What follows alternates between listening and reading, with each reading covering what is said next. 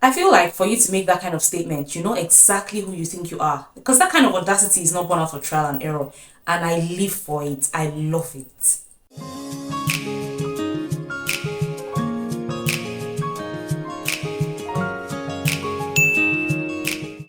Hi guys, my name is Wema. Welcome back to another video from Hello Wema. If you're new here, welcome, welcome, welcome. And if you're already subscribed, thank you so much for going on this journey with me. Today is story time, and we're going to be reviewing one of my favorite Bible stories, the story of Lazarus being raised from the dead. This story can be found in the book of John chapter 11 verses 1 to 45. Now, I'm not going to read it obviously, I'm just going to the story for you and then tell you the lessons that I learned from it. And I hope that you're able to learn something as well from this video, and I hope that this video encourages you as well. So stay with me. The whole story started when Lazarus fell sick, and then his sister sent messengers to Jesus to say, oh, your friend Lazarus is sick, oh, come quickly, oh, so that he doesn't die, you know, so that you can sort out the situation, because she had faith that Jesus was able to do what she needed him to do, especially because he's been doing miracles before now. So she had enough confidence in him that he was able to do it. So when the messengers got to him and said, Master, hurry, oh, Lazarus is sick, start coming, oh, so that you would, you know, heal him or something. I don't know if it's just me. When I read the Bible, I like to imagine it like an actual movie play out in my head. I have such an amazing skill of imagination and I love it. So I imagine that he probably went, oh, Lazarus is sick, poor boy, but don't worry, you guys, don't worry about it. This will not end in death, yeah, but to the glory of God. And so the messengers left. The disciples, knowing that Jesus is close to Lazarus, are like, won't you make haste or something? And he's like, oh, no, not to worry, nothing spoiled. Later on, after about a couple of days, Jesus now told the disciples, let's start going back to Judea. And then the disciples were like, Judea, that's where we're coming from, and these people were literally about to stone you. What do you mean by let's go back to Judea? And then Jesus said to them, Lazarus sleeps. I want to go and wake him up.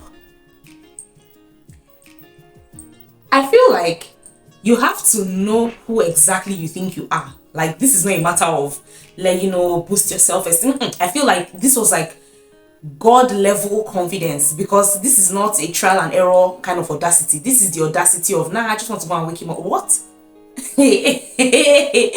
That is easily one of my favorite portions of it, because I imagine that he said it casually, like, okay, oh, you guys, Judea, oh, because big Laz is sleeping and I need to go and wake him up.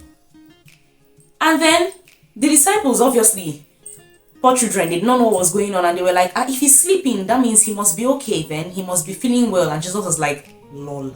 The Bible records in verse 5 that Jesus deeply loved Mary, Martha, and Lazarus. And that, every time I read that verse, it gives me hope that I'm a friend of God, because when they were telling him that this is what was happening to Lazarus, they said, your friend Lazarus. And it's just beautiful to me that if God could qualify Mary, Martha, and Lazarus as friends, it means that I'm also a friend of God. And so there's some sort of assurance for me that whatever I am going through, I am a friend of God. I can talk to him about it. And for times where I can't talk to him about it, which is a different story for another day, I can send messengers and they would get his attention, because I am a friend of Jesus. And it's beautiful, if you ask me. It's really beautiful. So down to verse 20, 21, I think, Jesus had come at that time, and Martha went out to meet him, because Mary, we know Mary's character compared to Martha. Mary was indoors and probably mourning, feeling bad, feeling sick, whatever. Martha went out to meet Jesus. Master, if you had come on time, my brother wouldn't have died. Oh. And Jesus said, okay, well, do you believe that I am the resurrection and the life? Note there that Jesus did not ask, do you believe that I can raise Lazarus from the dead? No. He asked, do you believe in me?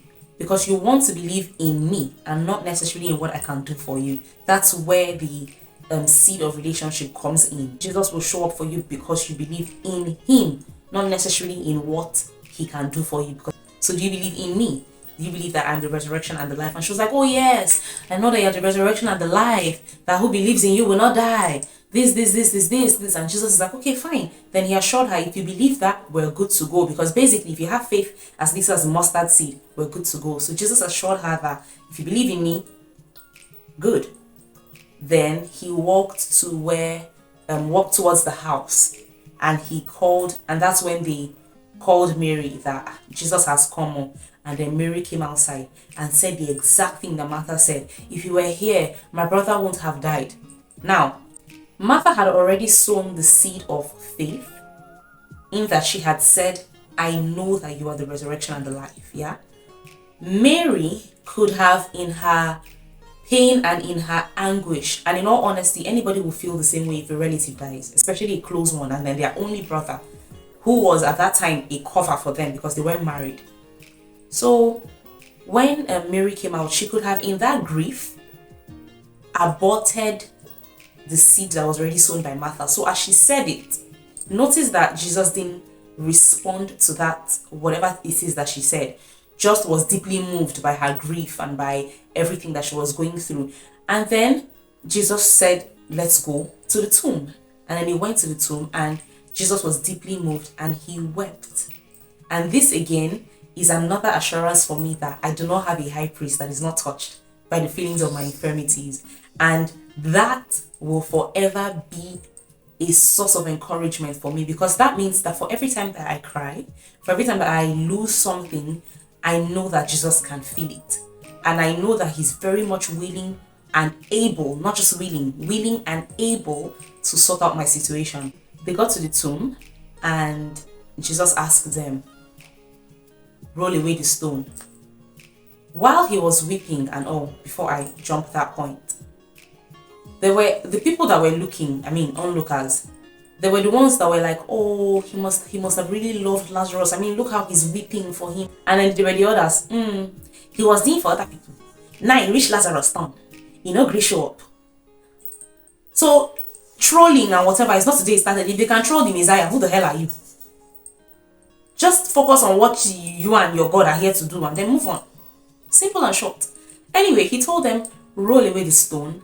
Let me take a look at the situation. And then the first thing they said was, this our brother has been dead for 4 days now. No, not even. He's been buried for 4 days now.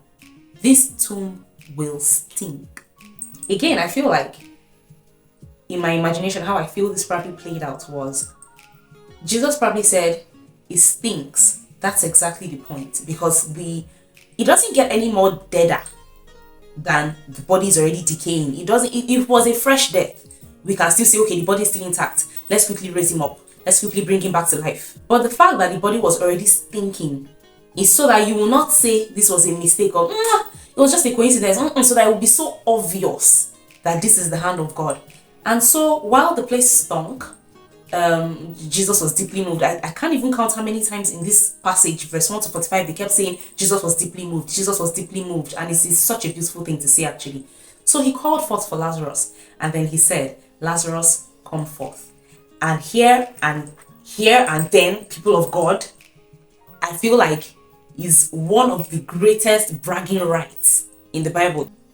This one is literally one of Jesus's Idom moments for me. Because he said, Lazarus, come forth, only once. And then everything in nature that had to get its life together to make sure that that particular word came to pass did. Do you know how excited that it makes me feel? Like I literally have goosebumps. Like the word of God will not come back void. Ooh! I just feel like I need to drop an offering or something, because anyway. And he said, Lazarus, come forth. And Lazarus came out. Now, note again, they did not have to bring him out, so that they will not say, when we're inside, we just did a couple more prayers. We just did. He came out by himself with the cloths wrapped around him.